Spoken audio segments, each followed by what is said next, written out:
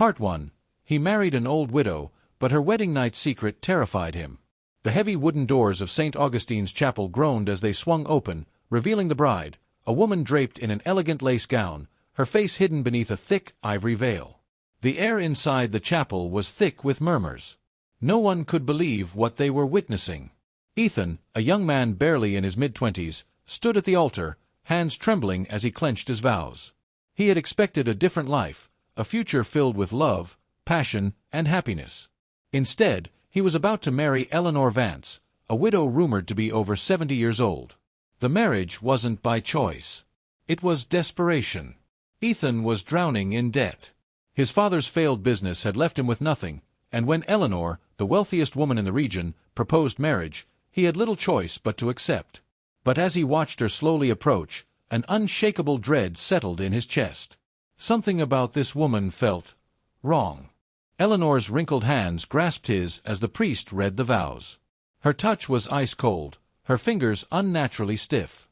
Ethan forced himself to look into her eyes, which peered at him through the thin lace of her veil. They were dark, almost hollow, as if they had seen things beyond this world. "I do," Eleanor whispered, her voice raspy, yet unervingly steady. Ethan swallowed hard. "I do." As the priest pronounced them husband and wife, Eleanor lifted her veil. A collective gasp swept through the chapel. Ethan felt his stomach twist. Her face, it wasn't just aged, it looked unnatural. Her skin, though pale and wrinkled, had an odd texture, like dried leather. And her lips, which stretched into a thin smile, seemed misplaced. The wedding reception was quiet, almost forced. No one dared to speak of the strangeness in Eleanor's appearance, but Ethan could feel the eyes of the guests watching him, pitying him. As night fell, the carriage pulled up to Eleanor's grand estate, an ancient mansion that loomed at the edge of town. Its windows were dark, its towering structure almost skeletal against the moonlight. "Welcome home," Eleanor murmured, leading him inside. Inside, the mansion smelled of aged wood and something else, something rotting. The walls were lined with portraits of people whose eyes seemed to follow Ethan's every move. The candlelight flickered violently, casting eerie shadows across the vast halls. "This place is bigger than I imagined," Ethan muttered, trying to shake the unease creeping into his bones. Eleanor chuckled. "You'll get used to it." She guided him up the long, winding staircase. Each step groaned under their weight. When they reached the master bedroom, Eleanor turned to face him. "There's something you should know before our wedding night," she said softly. Ethan tensed. "What is it?" Eleanor hesitated before whispering, "Once midnight strikes, do not leave this room. No matter what you hear. No matter what you see." A chill crawled down Ethan's spine. "What are you talking about?"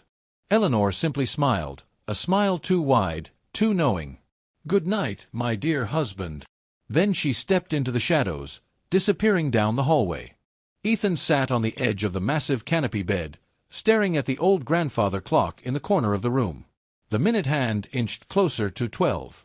His heart pounded. Was this some sort of test? A cruel joke?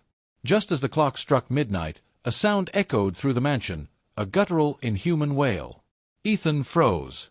The hairs on his neck stood on end.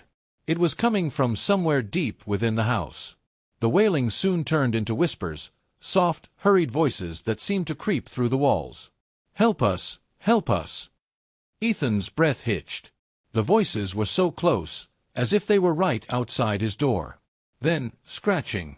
Something, or someone, was clawing at the door. The wooden panels groaned under the pressure, as if whatever was outside was trying to force its way in. His entire body screamed at him to stay put, to obey Eleanor's warning. But his curiosity, his fear, and his disbelief forced him forward. Hand trembling, he reached for the door handle. And turned it. The hallway was completely dark, save for the flickering candlelight at the far end. The house was silent now, eerily so, as if it had swallowed the very sounds he had just heard. Then he saw it. A shadow. Not just any shadow. This one moved, stretched unnaturally along the wall, twisting and shifting as if alive. It had no form, no face. But it was watching him. Ethan's breath came in short gasps. He took a step back. The shadow lunged. Ethan barely managed to slam the door shut, his hands shaking as he locked it. His heart pounded against his ribs as the whispering returned, more frantic this time. "You shouldn't have opened the door." A sharp knock made Ethan jump. "Eleanor," he called, his voice hoarse. No response. Another knock. Then another. Until the knocks turned into loud, violent pounding. Ethan backed away.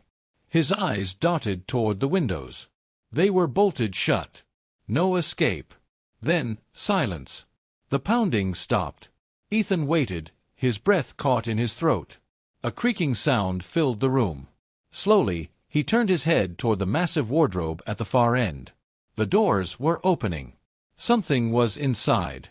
Something was coming out. To be continued. End of Part 1. This is just the beginning of the horror unfolding in Ethan's life. Let me know if you'd like to continue with Part 2.